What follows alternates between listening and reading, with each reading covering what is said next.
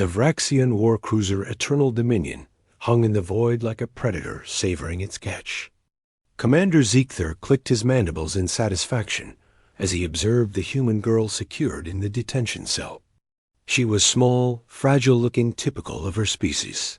Her dark hair fell across her face as she sat perfectly still on the cold metal bench. "The cargo is secured," Ziegther reported to his superior via holotransmission. "One human female, age approximately 16 standard cycles. She calls herself Katniss Everdeen." "Excellent," the voice crackled back. "The Council will be pleased. Her father will have no choice but to surrender the Outer Rim territories once he learns we have her." Ziegther had heard the stories, of course. Leonardo Everdeen, the ghost of Andromeda, they called him.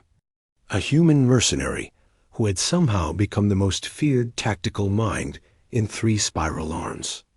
Entire fleets had disappeared trying to capture him. Planets had fallen to his strategies. But he was still just a human, and humans were weak. They'd taken every precaution. They'd waited until the girl was alone on the orbital station above, New Terra. They'd used scrambler fields to prevent any distress signals. They'd moved faster than light itself to put distance between them and human space. What could possibly go wrong? Katniss had stopped crying an hour after her capture. Her father had taught her better than that. Stay calm. Assess your situation. Find the angles. She counted the guards' 4 Vraxians rotating in shifts. She noted the energy field specifications on her cell.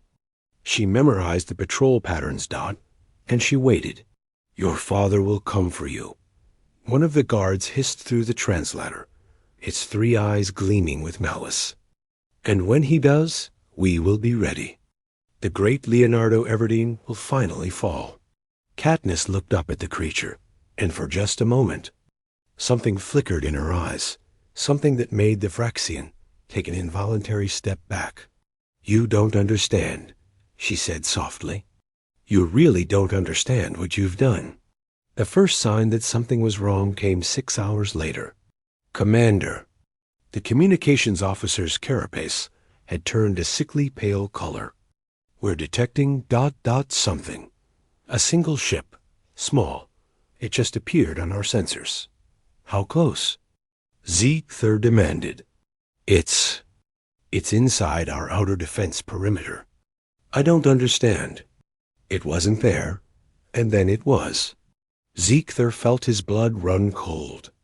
"Weapon status." "The ship isn't arming weapons. It's just ... waiting. Hail them. Now."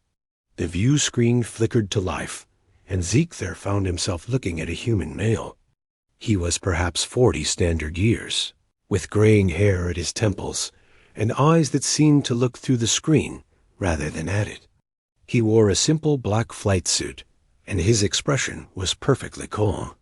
"I am Leonardo Everdeen," the human said quietly. "You have my daughter." Ziegther straightened, trying to project confidence he didn't feel. "You are in no position to make demands, human. Surrender yourself and the territories, or let me explain something to you." Leonardo interrupted, his voice never rising above conversational level. "You made 3 critical mistakes. First, you assumed I wouldn't find you. I designed the tracking nanites in my daughter's bloodstream myself. I've known your position since the moment you took her." The bridge crew exchanged nervous glances. "Second, you assumed your ship was secure. It isn't. I've been inside your systems since we started talking. Your weapons are offline. Your engines are offline. Your life support will be offline in approximately 90 seconds. Impossible." Ziegther roared. "Our firewalls are Galactic Council standard." Leonardo's expression didn't change. "I wrote the exploit codes for Galactic Council standard firewalls. Sold them to the Council 12 years ago. Kept a backdoor for myself. You really should have done your research."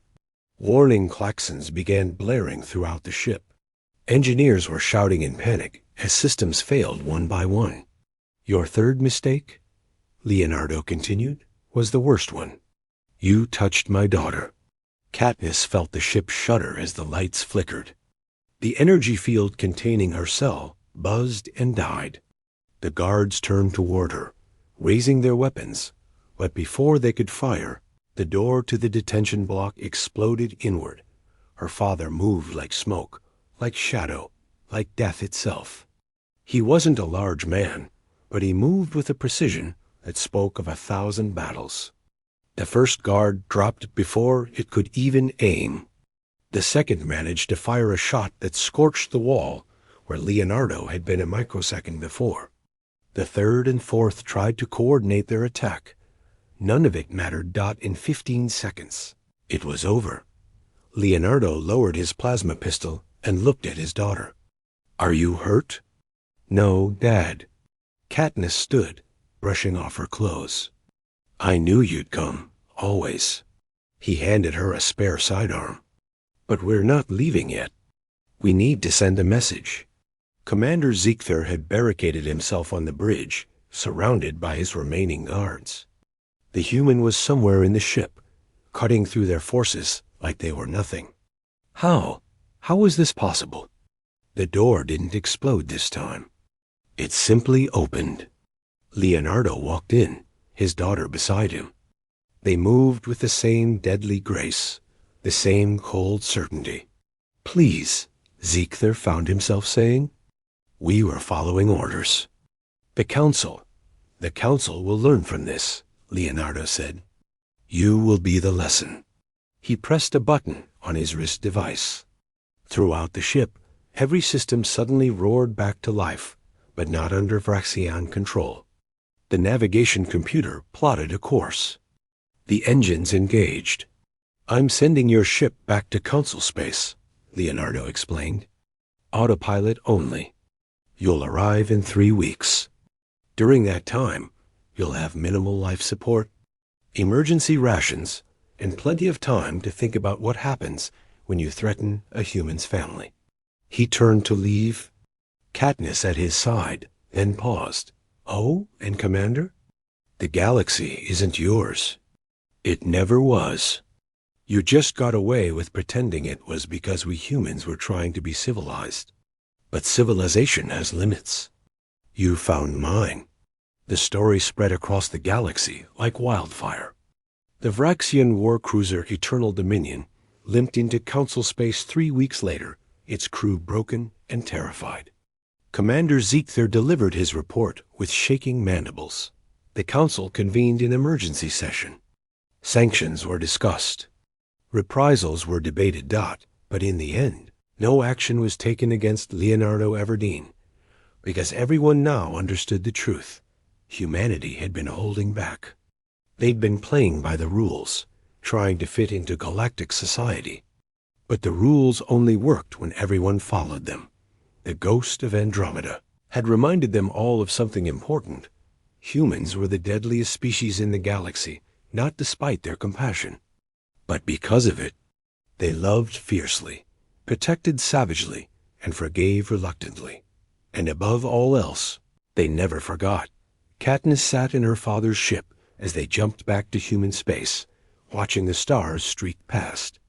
They'll leave us alone now, won't they? Leonardo nodded slowly. For a while, until they forget again.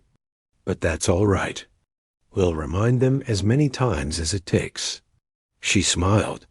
Together? Always together. The ship disappeared into the vast darkness, carrying with it the galaxy's newest understanding. Humanity. Fuck yeah.